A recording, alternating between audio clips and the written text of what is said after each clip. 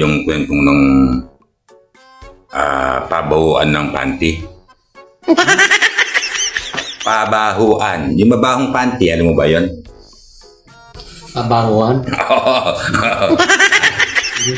Kwan yan eh, ang kalaw ko dyan, Pakistan at saka India at Pilipina.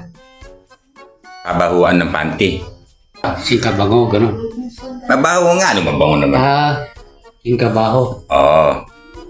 Baho. Ngayon, yung unang kalawak yung Pakistan. Pakistan, babae yun. O, babae. Ngayon, yung Pakistan, ang ginawa niya, hinagis niya yung panty niya. Within 3 minutes, hindi bumagsak sa stage. Kaya pala hindi bumagsak sa stage, Mabaho. binitbit ng mga langaw. Diba? Gano'ng kabaho yun, no? O. So ngayon, panalo na yan, sabi, no? Pangalawang kalahok yung India, no? India. O. Tapos, Hinagis niya rin. hinagis din. Oo.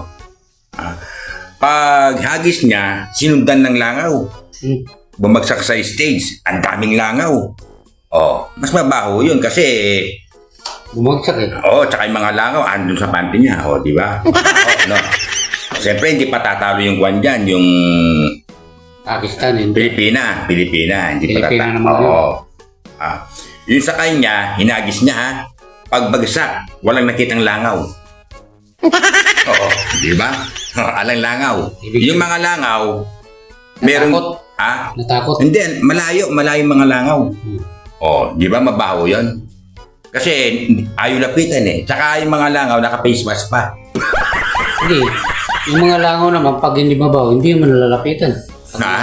Pagka mabango, hindi lalapitan.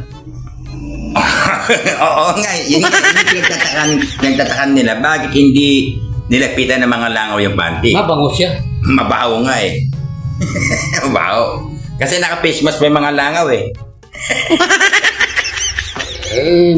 Malakas din ang pangamoy, yun o. Paano hindi mababuruin mo? Langaw na naka-face mask pa. Paano hindi mabaho yun?